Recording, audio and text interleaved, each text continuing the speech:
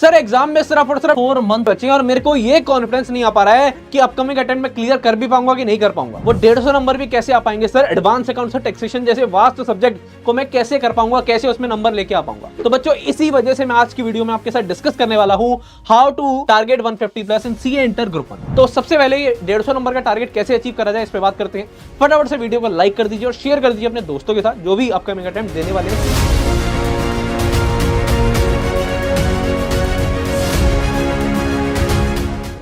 अब अगर बात करें सी इंटर ग्रुप 1 की, तो आपको जैसे कि पता है 3 सब्जेक्ट हैं, advance accounts, law and taxation, जिसके अंदर एडवांस अकाउंट्स और टैक्सेशन आपस में एक अच्छे खासे लेंदी वास्ट सब्जेक्ट हैं जिसको करने में अच्छे बच्चों का धुआं निकल जाता है। अब बात करें कि यार हर एक सब्जेक्ट की वेटेज है 100 मार्क्स की, ये हमको पता है, हाँ कि ना? हाँ जी सर। अब देखो सबसे आसान तरीका क्या है, अब आपको पता है कि हर एक सब्जेक्ट में 30 मार्क्स के एमसीक्यू है, 30 मार्क्स के एमसीक्यू है। तो सबसे पहले इस समय आपकी क्या स्ट्रेटेजी होनी चाहिए ये जरा देखो कि 30 90 के तो मेरे से एमसीक्यू आने वाले हैं मेरे। तो अगर मैं एमसीक्यू पे थोड़ा सा अपना यहां पर प्रैक्टिस कर लूं, थोड़े से कंसेप्ट को अच्छे से समझ लूं, तो 90 में से ना करते भी अगर मैं 60 to 70 मार्क्स अगर एमसीक्यू में स्कोर कर पाऊं तो मेरी जिंदगी थोड़ी आसान हो जाएगी, मेरे लिए पास होना थोड़ा आसान हो जाएगा, क्योंकि बाकी जो 70 मार्क्स का डिस्क्रिप्टिव होगा हर एक सब्जेक्ट में उसके अंदर मेरे को कम टेंशन रहेगी स्कोर करने की मार्क्स। तो सबसे पहले इस समय आपका स्ट्रेटजी या फोकस आपका होना चाहिए इस एमसीक्यू पोर्शन पे। एमसीक्यू की ज्यादा से ज्यादा प्रैक्टिस करिए, कंसेप्ट को समझिए।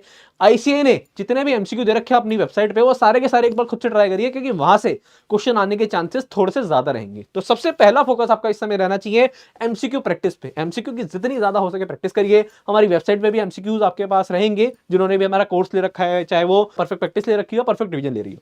तो भाई साहब सबसे पहले फोकस करना है आपको एमसीक्यूज पे, कि यहां पर ट्राई करना है कि यार 60-70 नंबर मिनिमम अगर आ जाते हैं ना तो हमारे लिए सिचुएशन थोड़ी सी कहीं ना कहीं एक आपके लिए सेफ सिचुएशन आ जाएगी। ठीक है जी, हाँ जी। अब बात करते हैं बाकी सर क्या करना है, कैसे करना है, 70 मार्क्स के लिए क्या फोकस कर सकते हैं, तो उस पर बात करते हैं। सबसे पहले आपका ये टारगेट है। अब सबसे पहले अगर मैं बात करूं एडवांस अकाउंट्स की, यार एडवांस अकाउंट्स आपको पता है, मेरे को पता है कि लेंदी है, तो जरूरी थोड़ा है कि यार सारे चैप्टर करना ही जरूरी है, सारे चैप्टर करके ही पास हो जाएगा। भाई साहब इंपॉर्टेंट चैप्टर पे फोकस करिए, और ये मेरे को बताने की जरूरत नहीं है, अगर आपने मेरे से इससे पहले कोई वीडियो देखी है तो आपको पता है इंपॉर्टेंट चैप्टर कौन से हैं। देखो एडवांस अकाउंट में सबसे पहले मॉड्यूल 3 पे फोकस करना है आपको, ये मैं चीख के चिल्ला के कई बार बता चुका हूं। मॉड्यूल 3 बोले तो internal reconstruction, amalgamation, branch, buyback, preparation of financial statement, cash flow statement, यही तो चैप्टर हैं। देखो मेरे को पता है ये थोड़े से लेंदी है, बट इनको करना आसान है as compare to accounting standards, क्योंकि वहां पर 27 अकाउंटिंग स्टैंडर्ड है मेरे बच्चों, और अकाउंटिंग स्टैंडर्ड कहीं ना कहीं एक थ्योरी बेस्ड हो जाते हैं, प्रैक्टिकल थोड़ा वहां पर कम होता है, और उसके लिखने का एक फॉर्मेट होता है। तो पहले यहाँ पर अगर मॉड्यूल 3 कर लेते हो ना तो 40 to 50 मार्क्स का पेपर यहाँ से आने वाला है, और आपने अगर ढंग से कर लिया तो 40 नंबर मिनिमम कहीं नहीं गए। Are you getting my point? उसके बाद अगर आपने कंसोलिडेशन कर लिया तो लगभग 60 नंबर का पेपर आपको यहाँ से आएगा, और 50 नंबर के आसपास आपको यहाँ से आ जाएंगे आराम से। ठीक है जी। और उसके बाद अकाउंटिंग साइड ऐसा थोड़ा ना कि बिल्कुल नहीं आते, AS 1, 2, 3, 10, 9, उसके अलावा 12, 16, 19, 20, ये वाला अकाउंटिंग साइड कर लो जो आसान भी है और थोड़ा से वेटेज भी ज्यादा आती है, एग्जाम में आने की संभावनाएं ज्यादा है।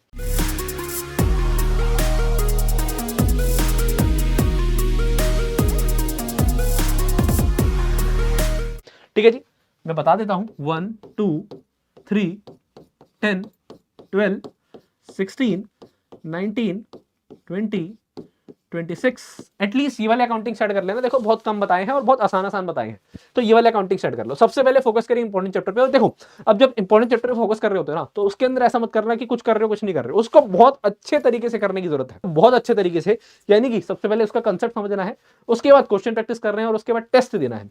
कंसेप्ट के लिए आपके पास फ्री कंटेंट भी है, या फिर आपने कहीं से क्लासेस ले रखी होंगी, चाहे हमसे ले रखी हो किसी और से, तो कंसेप्ट तो वहां से समझ आ जाएगा। अगर कहीं से नहीं ले रखी है तो यूट्यूब पे हमारी प्लेलिस्ट बनी हुई एडवांस अकाउंट की, लॉ की, टैक्स के, आप वहां से भी जाके कंटेंट को देख सकते हैं। ठीक है जी, तो कंसेप्ट की बात हो गई यहाँ पर। उसके बाद आपको करनी है क्वेश्चन प्रैक्टिस। क्वेश्चन प्रैक्टिस के लिए आपके पास आईसीए मॉड्यूल के जितने भी क्वेश्चन हैं, आईसीए मॉड्यूल के अंदर जितने भी क्वेश्चन हैं, चाहे वो प्रैक्टिस क्वेश्चन है या प्रैक्टिकल क्वेश्चन है, ठीक है जी, या फिर वो इलस्ट्रेशन है, वो सारे के सारे question RTP MTP past exam, RTP MTP past exam minimum 5 attempts के, मिनिमम, ज्यादा कर ले तो बहुत अच्छी बात है, पास्ट एग्जाम। ठीक है जी, या फिर मेरे बच्चे perfect practice is the Panacea for all. बोले तो ना आरटीपी करना है, ना एमटीपी करना है, ना पास्ट एग्जाम करना है, ना मॉड्यूल करना है, सिर्फ और सिर्फ परफेक्ट प्रैक्टिस बुक अगर आपने कर ली तो लाइफ जिंगल आला। क्यों? क्योंकि इसके अंदर सारे के सारे RTP MTP past exam 5 attempt के नहीं, आज तक जितने भी क्वेश्चन पूछे गए उस चैप्टर से वो सारे के सारे कवर हैं। और ऐसा नहीं कि बहुत ज्यादा सीक्वेंस और बहुत ज्यादा क्वेश्चन बढ़ा दिए गए हैं, बेस्ट मर्जिंग कर दी गई है। अगर एक क्वेश्चन ही बार बार घुमा घुमा के आईसीएआई 10 दफे पूछ रहा है तो उस क्वेश्चन को बता दिया भाई साहब ये क्वेश्चन 10 बार आया है तो मोस्ट इंपोर्टेंट की कैटेगरी में आ गया, और आप इसे 2-3 बार बना लो इंस्टेड ऑफ कि एक ही तरीके के क्वेश्चन को 10 बार करने से अच्छा रिवीजन के टाइम पे आपको बहुत ज्यादा आसानी हो जाएगी अगर आप पीपी बुक से करते हैं तो प्रैक्टिस तो। ठीक है जी, एक तो ये कि आईसीए मॉड्यूल आरटीपी एमटी पास एग्जाम कर लो, और एक ये परफेक्ट प्रैक्टिस बुक हर एक सब्जेक्ट की आपके पास होनी ही होनी चाहिए, टू बी वेरी ऑनेस्ट। ठीक है जी, बहुत ज्यादा सस्ती है और इसके साथ आपको वीडियो सॉल्यूशन भी मिल जाते हैं, आपकी जिंदगी आसान रहती है। हर एक क्वेश्चन का आपका वीडियो सॉल्यूशन हो गया तो और जिंदगी में इससे ज्यादा चाहिए क्या। एमसीक्यू में आपको बता चुका हूं भाई साहब, जो चैप्टर कर रहे हो उसका एमसीक्यू एक भी ना छूटने पाए, जहां वो मिले, चाहे वो हमारे कोर्स में मिल रहा है चाहे वो आपको आईसीए की वेबसाइट में मिल रहा है, उस चैप्टर से रिलेटेड एक भी एमसीक्यू की प्रैक्टिस छूट ना पाए। कंसेप्ट बहुत अच्छे से तरीके से करना, तब जाके वो एमसीक्यू कवर होगा। उसके बाद टेस्ट ऐसा देना है भाई साहब कि हर एक चैप्टर को जब भी आप कर रहे हो तो टेस्ट देते रहो साथ साथ। पेपर से पहले एटलीस्ट 5 एमटीपी दे देना बेटा। मेरे को पता है इस बार का पेपर लेंदी आने वाला है थोड़ा सा, क्यों, सब्जेक्ट ही लेंदी है तो आपको पेपर लेंदी लगने वाला है। ठीक है जी, और 27 अकाउंटिंग स्टैंडर्ड के हिसाब से अगर आईसीए थोड़ा सा भी पेपर घुमाता है ना तो आपको पता लग जाएगा कि एडवांस अकाउंट्स का पेपर का लेवल क्या होता है। तो इसलिए बता रहा हूँ पेपर थोड़ा सा लेंदी होगा, और वो कब डील कर पाओगे जब आपने अच्छे खासे एमटीपी दी हो।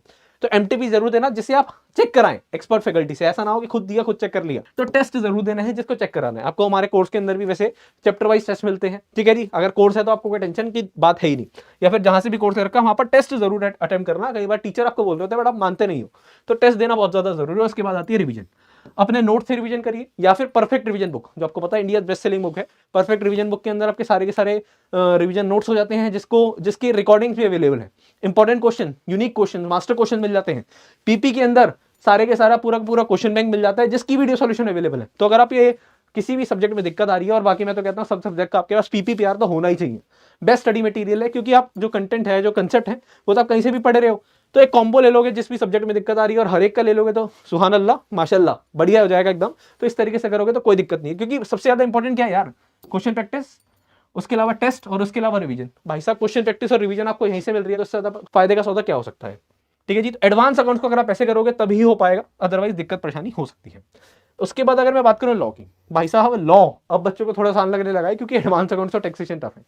बट लॉ के अंदर अगर मैं फोकस करूं, अगर आपको थोड़ी सी दिक्कत है तो अदर लॉ पहले करिए। यहाँ पर general clause act, interpretation of statute, ऐसे 3 छोटे छोटे एक्ट हैं। उसके बाद आपको करना है एलएलपी। ये 30 मार्क्स का है या 15 मार्क्स का है, 45 मार्क्स यहाँ से हो गए, जिसको करने में ज्यादा टाइम नहीं लगेगा आपको। उसके बाद कंपनीज एक्ट के अंदर चैप्टर 7, 8, 9, 10 ये मोस्ट इंपॉर्टेंट है, ये कर लीजिए सबसे पहले। उसके बाद बाकी चैप्टर्स भी करने हैं बट इनको बहुत अच्छे तरीके से करना है। सबसे ज्यादा क्वेश्चन यहाँ से आने की संभावना है, सबसे ज्यादा पेपर यहाँ से बनता है। इनके एमसीक्यू बहुत अच्छे तरीके से अटेम्प्ट करने हैं। क्वेश्चन प्रैक्टिस के लिए मैं बता चुका हूँ पीपी, और रिवीजन के लिए perfect revision book. It's all, और कुछ भी करने की जरूरत नहीं है, सिर्फ ये कर लिया आपने तो काम बन जाएगा, आपको कोई टेंशन की बात नहीं है। टैक्सेशन की बात करें, जिसके अंदर बहुत सारे बच्चों को दिक्कत रहती है, तो टैक्सेशन के अंदर आप क्या कर सकते हैं, सबसे पहले जीएसटी उठाइए, जिसका थ्योरी थोड़ा सा लगता है, जिसको थ्योरी स्ट्रॉन्ग है, थ्योरी करना अच्छा लगता है। भाई साहब 50% की वेटेज है, जीएसटी करना as compare to income tax आसान है। इनकम टैक्स बहुत ज्यादा वास्ट हो जाता है एज कंपेयर टू जीएसटी, तो पहले जीएसटी उठाओ। 50 में से अगर आप ढंग से करते हैं ना, 40 से 45 नंबर बड़े आराम से आ सकते हैं। 40 से 45 यहाँ आ गए, अगर 40 नंबर भी आए इनकम टैक्स में, क्या तुम 15 से 20 नंबर ही लाओगे? और 15 से 20 नंबर आते ही भाई साहब एग्जाम्शन बन जाती है। बताओ यार, इतना आसान है आपके लिए स्ट्रेटजी अगर आप सही ढंग से पढ़े तो। बट आप क्या करते हो, पहले इनकम टैक्स चालू कर देते हो, उसके अंदर भी भाई साहब सैलरी, हाउस प्रॉपर्टी और पीजीबी भी आते आते आधे लोगों की तो हवा निकल जाती है।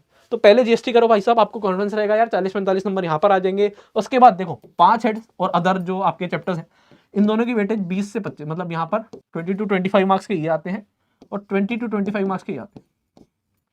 परसेंट नहीं आई, यानी कि 50 नंबर का है तो 20 से 25 के 5 हेड्स आएंगे और 20 से 25 के अदर चैप्टर। तो अदर चैप्टर पे पहले फोकस कर लो, बाकी अगर 5 हेड्स कर लिए तो 5 हेड्स को बहुत अच्छे तरीके से करना, उसके बाद अदर चैप्टर पे आना। ठीक है जी, तो पहले आप जीएसटी करेंगे टैक्स के अंदर और उसके बाद इनकम टैक्स पे आएंगे। इसको करने का तरीका रेगुलर बेसिस पे, देखो जो भी सब्जेक्ट वास्ट होता है ना, टैक्स यहाँ पर बहुत ज्यादा वास्ट हो गया है और थोड़ी सी थ्योरी ज्यादा है, यहाँ पर ना प्रोविजन याद करने पड़ते हैं। Same situation of advance tax में आ रही है, जिसकी वजह से आपको लेंदी लग रहा है। तो दोनों के अंदर क्या है, दोनों के अंदर वही तरीका है आपको करने का कि रेगुलर बेसिस पे रिवीजन जरूरी है। और रेगुलर बेसिस पे रिवीजन कब हो सकती है, जब मेरे नोट्स बहुत कंसाइज हो, एकदम यूनिक हो और जिसके अंदर सारे के सारे कंसेप्ट कवर हो, जो आपके परफेक्ट रिवीजन बुक में होते हैं। तो रेगुलर बेसिस पे मैं कहूंगा आपको टैक्सेशन के लिए, एडवांस अकाउंट्स के लिए तो मिनिमम आपको रेगुलर बेसिस पे 1 से 1.5 घंटा अपनी परफेक्ट रिवीजन बुक को देना ही देना है। 1 से 1.5 घंटा, सारे के सारे नोट्स हैं, कोई भी दिक्कत परेशानी की बात नहीं है। और उसके अलावा अगर इनकम टैक्स में दिक्कत आ रही है ना, तो एक सेल्फ असेसमेंट ऑफ इंडिविजुअल का एक क्वेश्चन रेगुलर बेसिस पे प्रैक्टिस करना चालू कर दो। सारे के सारे चैप्टर वहां पर आके मिलते ही है, सारे के सारे कंसेप्ट आपको कहीं ना कहीं रेगुलर बेसिस पे रिवाइज होते रहेंगे। लॉ के लिए मैं आपको बता चुका हूँ, एडवांस अकाउंट्स के लिए भी बता चुका हूँ। रेगुलर बेसिस पे रिवीजन करना, 1 से 1.5 घंटा पीआर को देना उस सब्जेक्ट की जिसमें भी दिक्कत आ रही है।